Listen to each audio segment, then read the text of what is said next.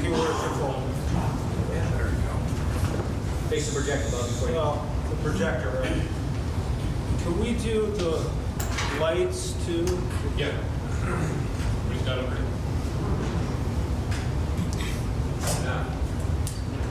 All right, let me just get this fired up. Here's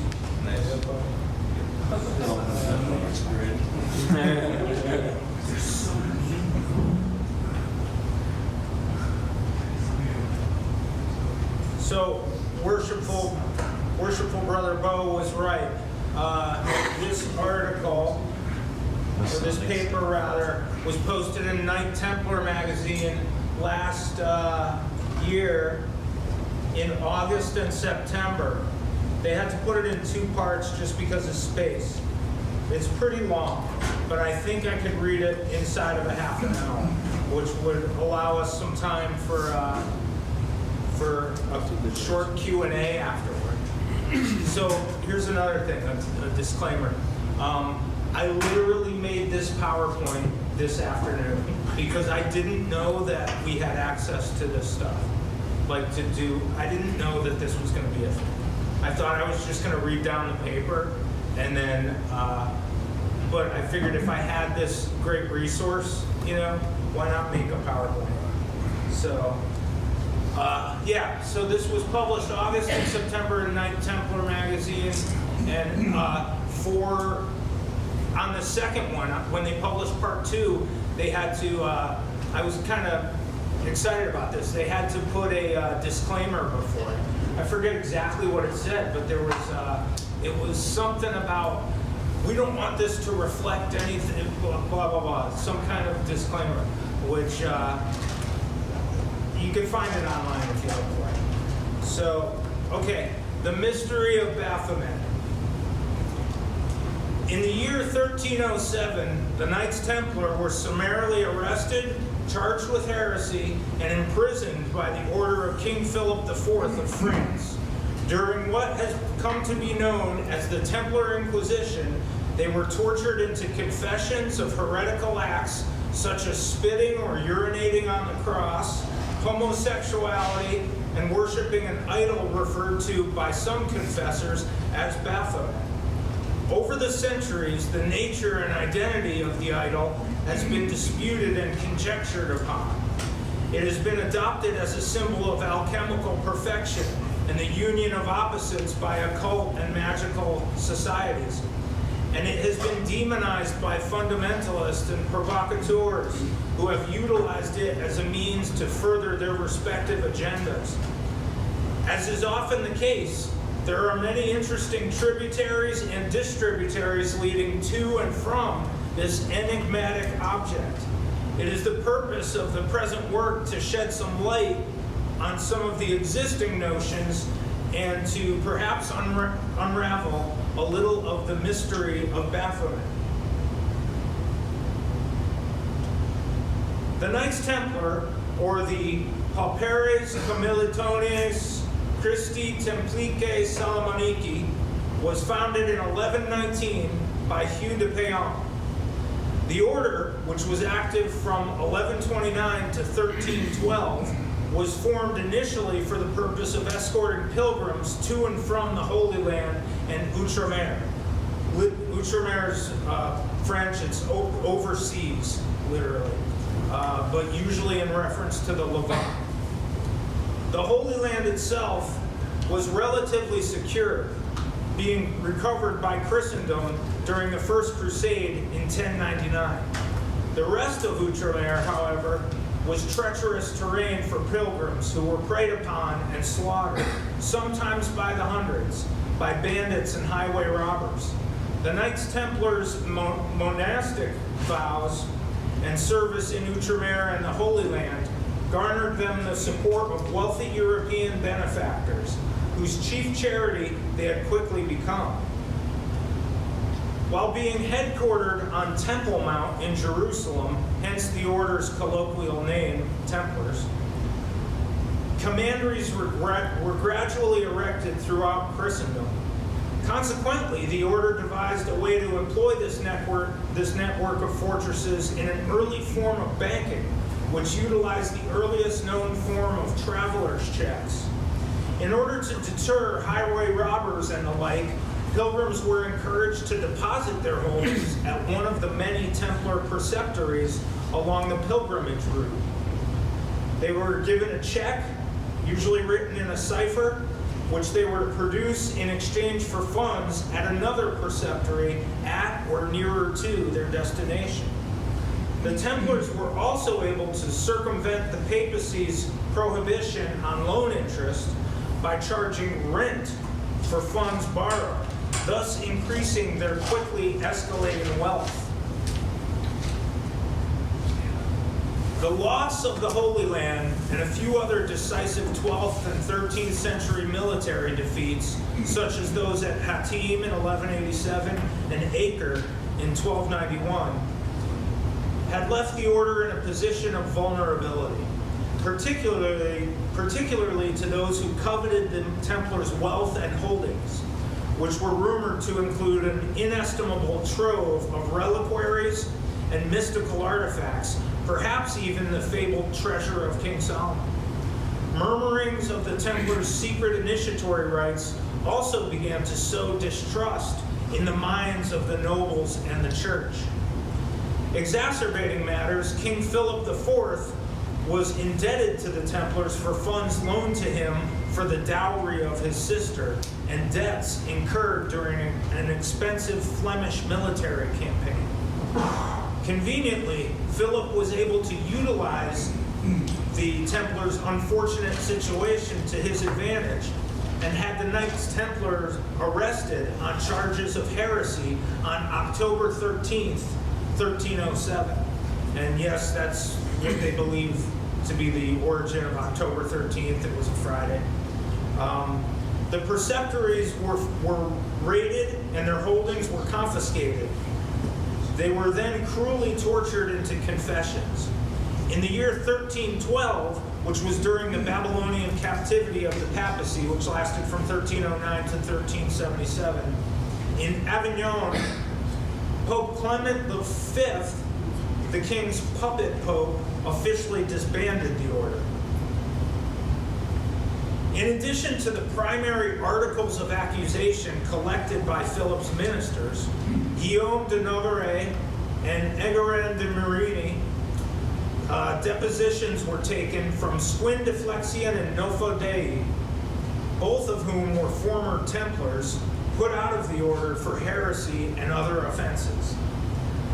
According to the depositions of the disgraced Templars, each knight was sworn to further the order's interests, whether right or wrong.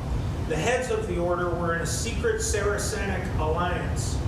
Initiates were made to desecrate the crucifix, and women pregnant by the Templars were taught to procure abortions.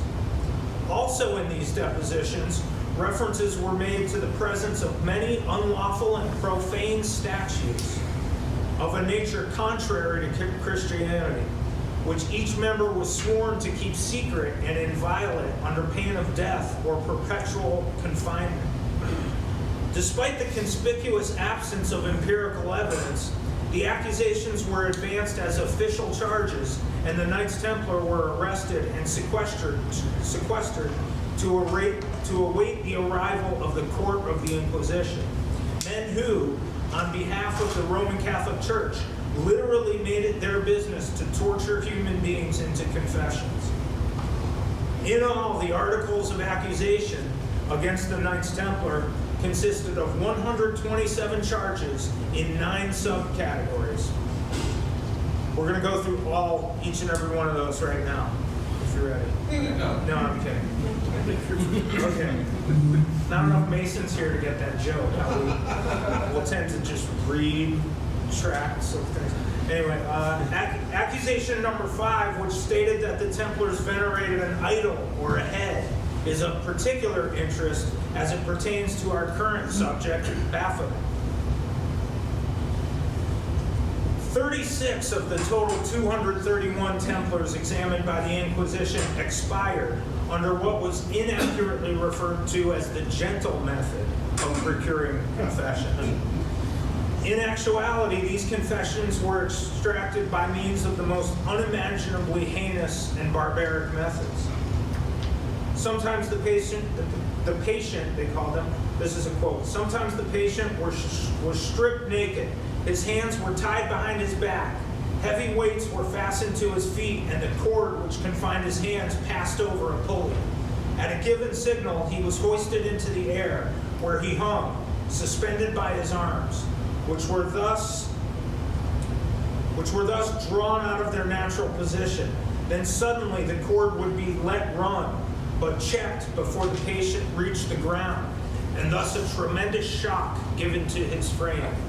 The teeth of the Templars were occasionally drawn, their feet roasted, weights suspended from all parts of their body, and thus they gave their testimony without constraint. Guilt was assumed prima facie. No defense was heard, and affirmative answers to the accusations alone were recorded as testimony.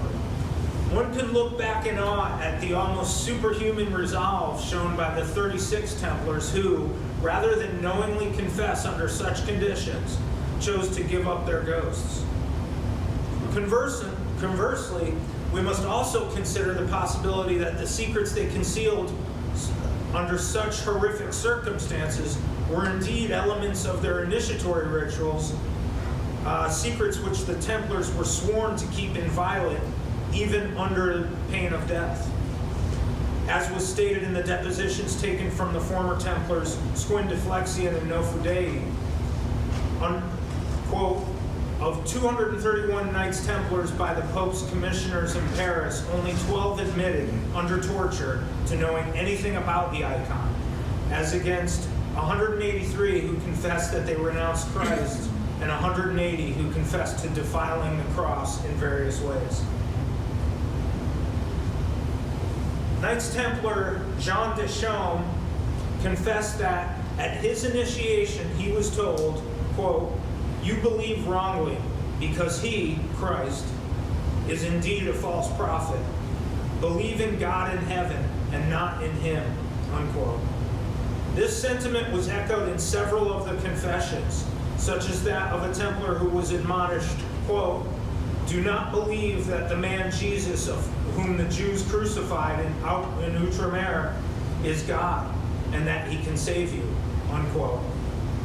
Another was shown a crucifix by his initiator and told, quote, "Set not much faith in this, for it is too young," unquote. This particular heretical motif of Christ denial occurred so regularly and consistently in the confessions that one might easily get the impression that there had to be some truth in it. In fact, many of the confessions were similar in telling details which, perhaps because of their uncommon nature, hinted at a sort of verity. For a variety of reasons, these confessions could readily cause one to entertain the possibility of a Saracenic, Sufic, Gnostic, or at the very least, Johannine influence on the Templars while headquartered at Temple Mount.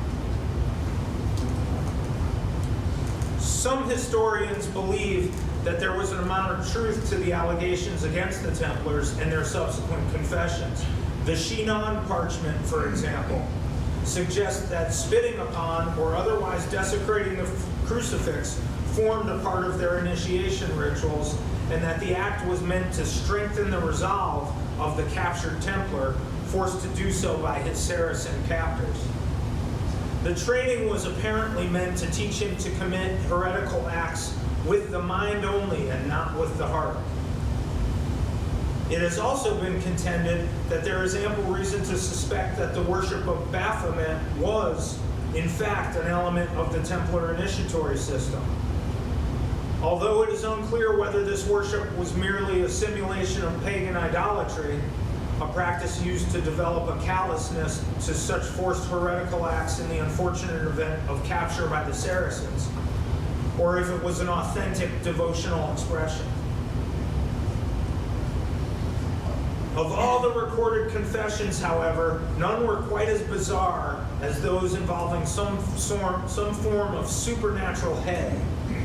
Sometimes a head with three faces, which brings to mind Hecate, the lunar crone goddess of the crossroads in classical Greek mythology, who is often depicted with three faces. Sometimes the head of a bearded man, or that of a woman, or a cat, and often somehow conflated with the worship of the enigmatic Baphomet. This is a quote. Item, that in each province they had idols, namely heads. Item, that they adored these idols. Item, that they said that the head could save them. Item, that it could make riches. Item, that it could make the trees flower. Item, that it made the land germinate. Item, that they surrounded or touched each head of the aforesaid idols with small cords, which they wore around themselves next to the shirt or the flesh, unquote. The idol has been described as, quote, a head with one face or two faces, sometimes bearded and sometimes not, made of silver or of wood, a picture of a man or of a woman, an embalmed head that glowed in the dark, or a demon. Provençal knight Raymond Roubier described a wooden head upon which was painted and said, upon which Baphomet was painted, and said that he, quote, worshipped it by kissing its feet, exclaiming, Yalla, Y-A-L-L-A, unquote. He went on to describe the word Yalla, which is of course quite similar to Allah, as being, he described the word as a verbum Saracenorum, a Saracen word, a word used by the Saracens, thus reinforcing the theory that the Knights Templar had absorbed elements of their supposed enemy's theological conception. An unnamed Florentine Templar confessed that there were secret chapters within the order wherein one knight was shown the idol and admonished to, quote, adore this head. This head is your God and your Muhammad. He says, quote, I was alone in a chamber with the person who received me. He drew out of a box a head or idol, which appeared to me to have three faces, and said, thou shouldst adore it as thy Savior, and that of the order of the temple. We then bent two knees, and I cried, blessed be he who will save my soul, and I worshipped it, unquote. Baphomet was mentioned several times through description, though descriptions were inconsistent. The only certainty is that, judging by the Templars' descriptions of the idol, it was a very grim relic indeed. And before it, the Templars had apparently prostrated themselves in ritual adoration. Despite the frequency with which the Baphomet idol, or some head related to it, occurred in the confessions, not one specimen was found in or around the Templars' preceptories, save one silver-gilt female head, affixed with a label that read, Kaput 58M. This head 58M will be addressed in further detail later in the present work. We're going to talk about the word Baphomet now. Yeah. The first recorded use of the word Baphomet was in a 1098 letter composed by French crusader Anselme de Ribaumont, who wrote that his Saracen enemies, quote, called loudly upon Baphomet, with a TH at the end, unquote, while he and his fellow soldiers prayed silently in their hearts before attacking and forcing the Saracens outside of the city walls. Raymond de Aguilé, a chronicler of the First Crusade, had made mention of both Baphomerías and Baphomeræ in conjunction with the Saracens. The troubadours, who also said to have employed the word Baphomería for mosques and Baphomet for head, for Muhammad. So Baphomería for mosques and Baphomet for Muhammad. The name Baphomets appeared in 1195 in the Occitan poem Señores per los nostres peccats, written by the troubadour Govardhan, shortly after the fall of Jerusalem to Saladin. Baphomet is again referred to in a 1250 poem by Avonarate troubadour Astorg de Alarac, while lamenting the failure of the Seventh Crusade. Much later, Christoph Friedrich Nicolai, a Freemason and bookseller, claimed that the word Baphomet was derived from the Greek baphe space metos, meaning baptism of wisdom.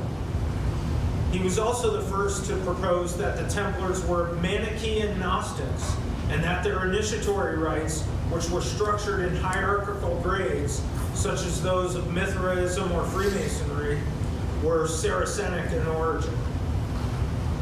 He says, quote, Baphomet's identification with Muhammad appears to be derived from its usage in Provence.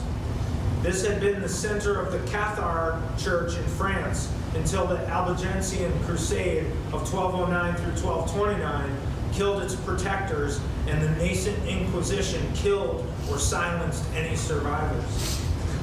Until recently, the common scholarly consensus was that Baphomet was a medieval French corruption of the name Muhammad, the prophet of Islam, the Saracens' faith. This theory poses a problem, however, because if Baphomet were an idol, as was documented in the majority of confessions referencing the object, and idolatry was, and still is, strictly forbidden in Islam, an idol or any representation of the Prophet Muhammad being particularly taboo, then Baphomet was likely not the name of an idol, just as an idol would never be called Muhammad. Such an explanation is contrary to a basic tenet of Islam. Here's a quote. Probably relying on contemporary Eastern sources, Western scholars have recently supposed that Baphomet has no connection with Muhammad, but could well be a corruption of the Arabic Abu Fahamat, pronounced in Moorish Spanish similar to Bufahamat. The word means father of understanding. Eliphas Levi, whom we will discuss in further detail later in the present work, developed a theory that the word Baphomet, when reversed and slightly rearranged into TEM period, O period, H period, P period, AB period, was a Kabbalistically composed abbreviation for the Latin Templi Omnium Hominum Pacus Abbas. However, Levy's methodology here seems to be slightly more convoluted than necessary, as there would be no reason to go through such trouble to conceal such an innocuous epithet as Father of the Temple of Peace of all men, which is what the Latin would be. A more recent interpretation involves the use of the Atbash cipher, which is a Hebrew substitution type cipher in which each letter is represented by another. The Atbash cipher was in use as early as the 4th century BCE by scribes writing the book of Jeremiah. While translating the Dead Sea Scrolls at Qumran, Dr. Hugh Schoenfield employed the cipher to great effect, and later in his life, he became interested in the history of the Knights Templar. In his studies of the order, Schoenfield became particularly interested in the etymology of the word Baphomet, and, likely due to his experiences at Qumran, he applied the Atbash cipher to the word. Rendered in Hebrew with the cipher applied, Baphomet becomes wisdom. Schoenfield was, and I have a lot of this stuff written out in here in the Hebrew, and a lot of the gematric and numerological stuff written out in here, along with all my sources and stuff. So it's hard for me to convey that stuff to you without reading it, but I can tell you where to get a copy. Schoenfield was certain that the Templars would have been familiar with the Atbash cipher and may have been using it to conceal aspects of their initiatory rituals. Extrapolating on this line of reasoning, it is not a tremendous leap to suppose that this was the method by which they kept inviolate certain words used as passives by the order.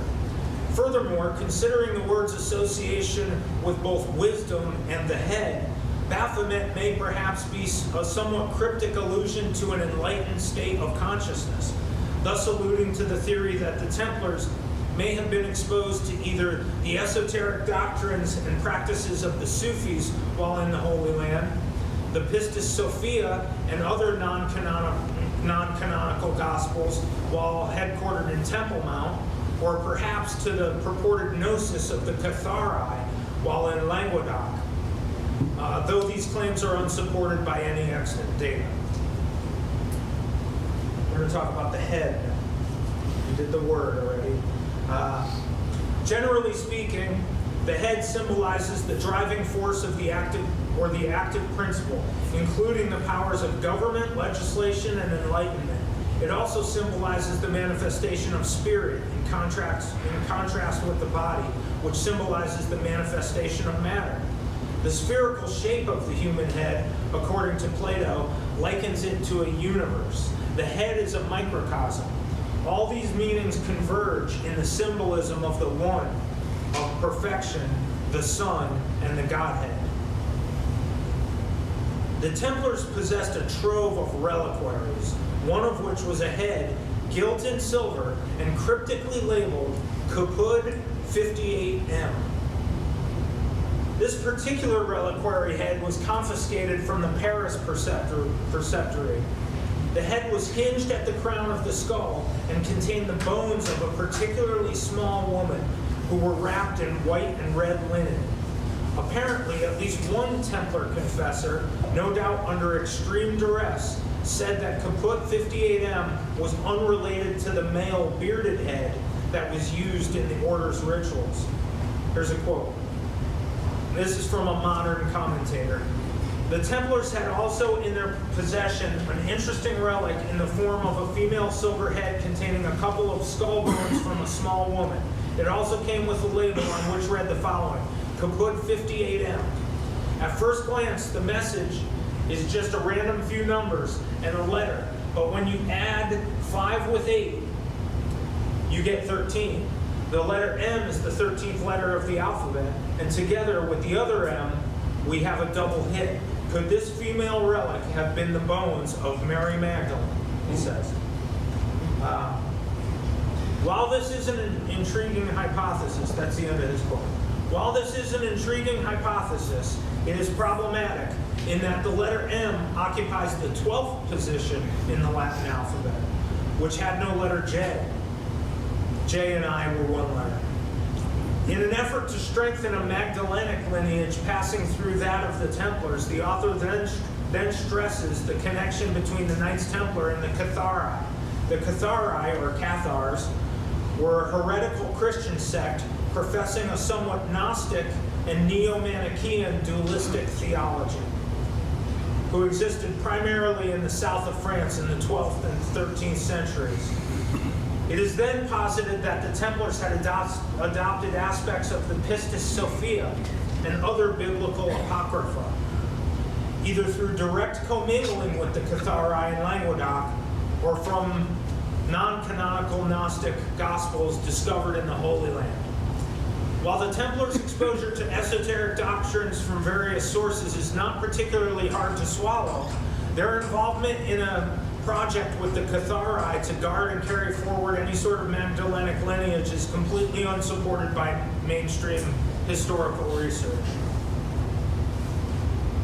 Over the century, the head's identity has been assigned to a number of prominent figures: St. John the Baptist, Mary Magdalene, St. Euphemia, and Hugh de Payon among them. It has also been theorized that the Baphomet head was in fact the Shroud of Turin, which could have fallen into the possession of the order during the sack of Constantinople in 1204. Presumably folded into a sphere with the facial outline folded outward. Religious relics, most of rather dubious authenticity, circulated widely during the Crusades. There were in fact several heads of John the Baptist circulating at once. The head may have been somehow linked to that of St. John the Baptist, as there has long been speculation regarding the possible Johannine leanings of the Knights Templar. This would infer that the Templars regarded Jesus as a false prophet believing John to be the one true Messiah. A ghoulish tale with its origins in the 12th century recounts the rather bizarre story of a Lord of Sidon and a Maraclean woman who, in certain versions of the narrative, is referred to as Yse, Y-S-E. By the time of the Templar Inquisition, this tale had circulated widely to the detriment of the order and is mentioned on inquisitory records. In this tale, one may discern the subtle hallmarks of an allegorized initiatory ritual, though there is no record to substantiate this interpretation. The story goes like this. A great lady of Maraclea was loved by a Templar, a lord of Sidon, but she died in her youth. And on the night of her burial, this wicked lover crept to the grave, dug up her body, and violated it. Then a voice from the void bade him return in 9 months' time, for he would find a son. He obeyed the injunction, and at the appointed time opened the grave again, and found a head on the leg bones of the skeleton, a skull and crossbones. The same voice bade him guard it well, for it would be the giver of all good things. And so he carried it away with him. It became his protecting genius, and he was able to defeat his enemies merely by showing them the magic head. In due course, it passed into possession of the order. 16th century occultist Heinrich Cornelius Agrippa von Nettesheim made several mentions in his 3 books of occult philosophy of both Baphomet and the mystical significance of heads in general. He made particular mention of a certain oracular head spoken of by Inquisitor William of Paris. Quote, and so images that speak and foretell things to come are said to be made, as William of Paris relates of a brazen head made under the rising of Saturn, which they say spake with a man's voice, unquote. By emphasizing the Saturnine quality of the head, Agrippa, who undoubtedly knew that the zodiacal house of Capricorn is ruled by Saturn, thereby foreshadowed and likely informed Levi's later melding of Hircine imagery or goat-like imagery with the Baphomet, and perhaps even influenced the attribution of Capricorn to the Devil 15 tarot card. This is a quote, the name Baphomet was in all probability a coded reference to an Ophite Gnostic turned Templar initiatory ritual, wherein was made use of a sacred grail of libation, the same having been fashioned from the skull cap of a severed head. That is a capilla, or skull cap. Freemasons familiar with the initiatory rites of the Masonic Knights Templar will note the significance of the above passage. It is possible that the Baphomet head was the capilla, a skull cap, from which the Knights Templar imbibed during their initiatory rituals. It has also been suggested that this ritual may have involved the ingestion of an entheogenic sacrament, one of which may have contained a preparation made from either a psychoactive fungus, such as Amanita muscaria, opium, a combination of the DMT containing Acacia senegal or Acacia nilotica and Paganum harmala as the MAOI, or perhaps a THC tincture procured from the Hashashin, with whom the Templars would have had contact.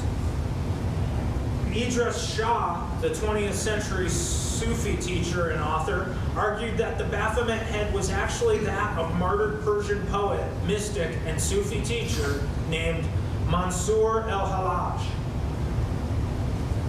Revered in certain sects of Sufism, Hallaj was condemned to death in 922 for commotions with the Baghdad Muslim community, caused by his unsettling and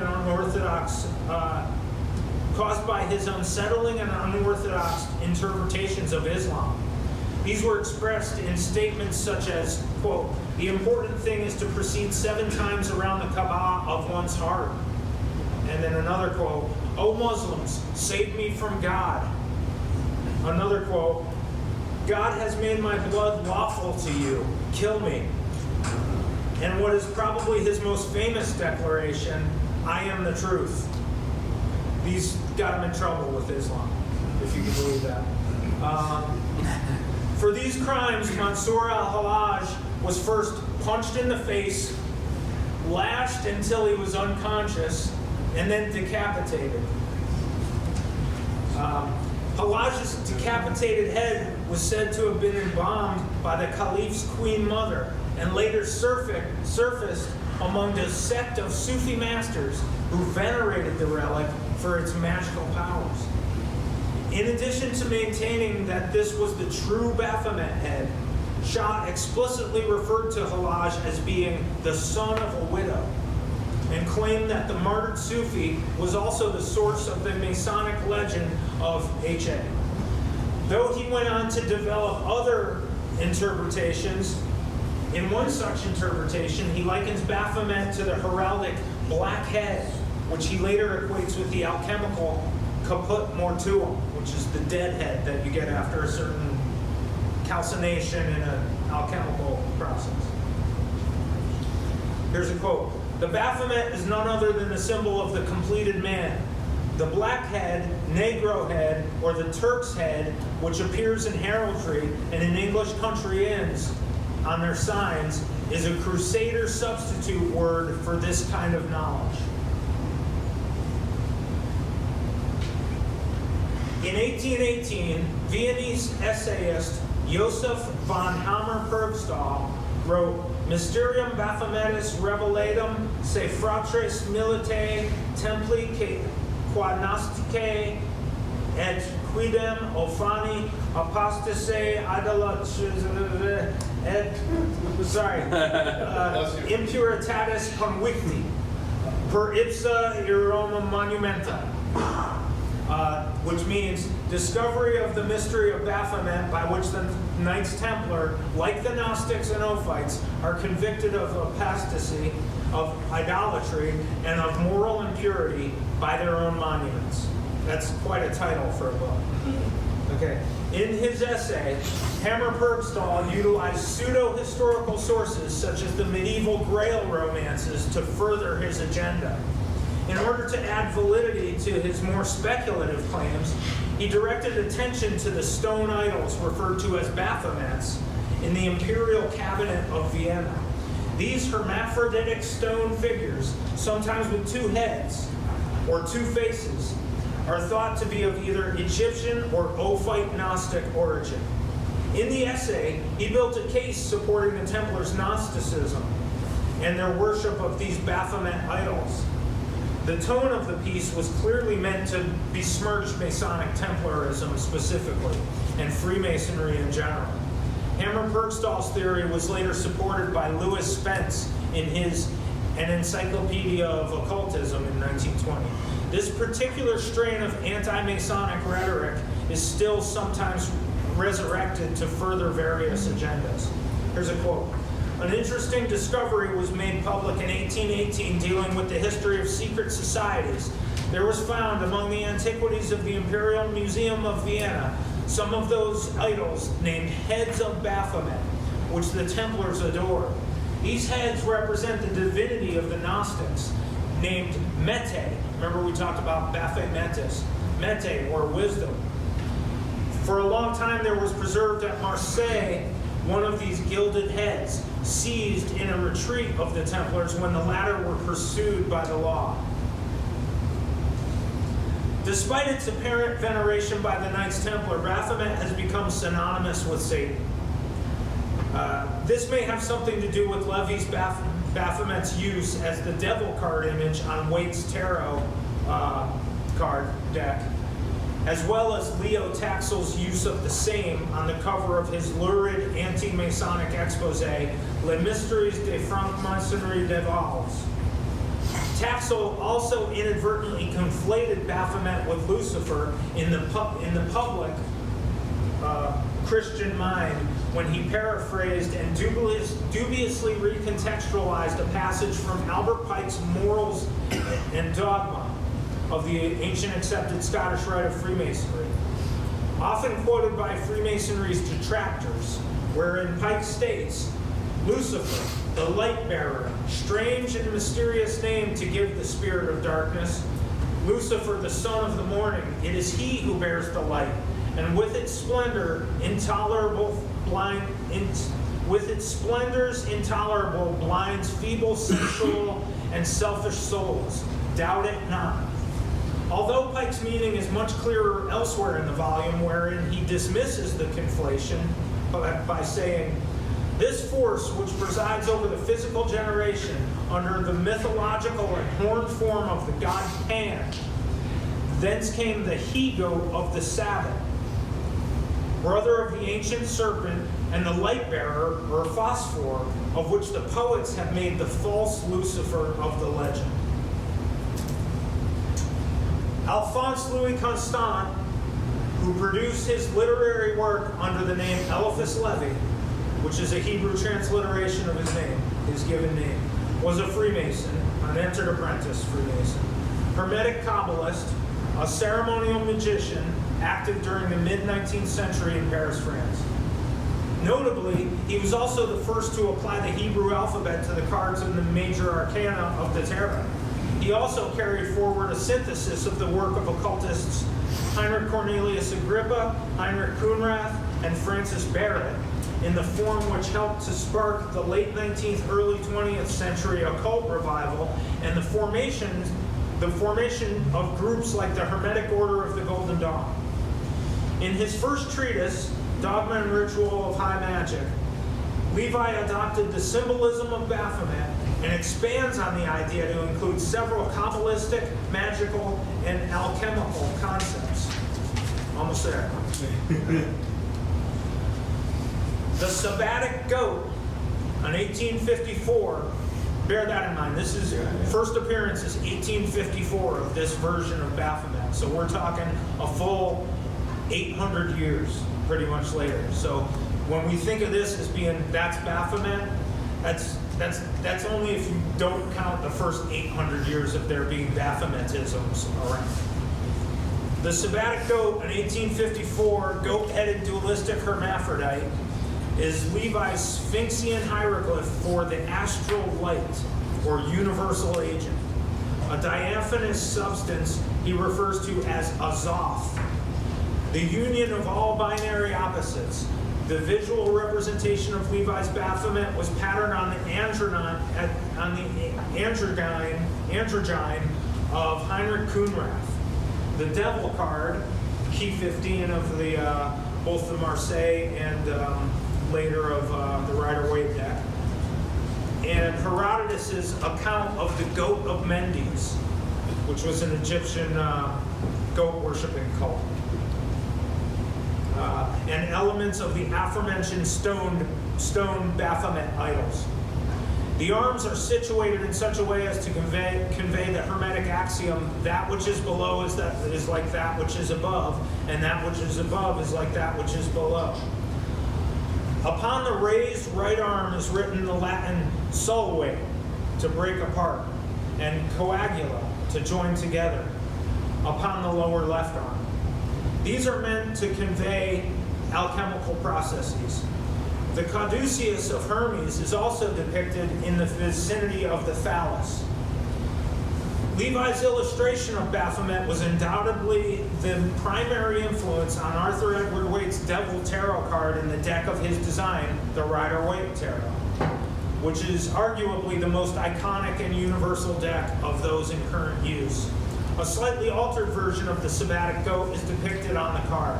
As mentioned above, the Devil 15 card corresponds to the zodiacal sign of Capricorn, the goat.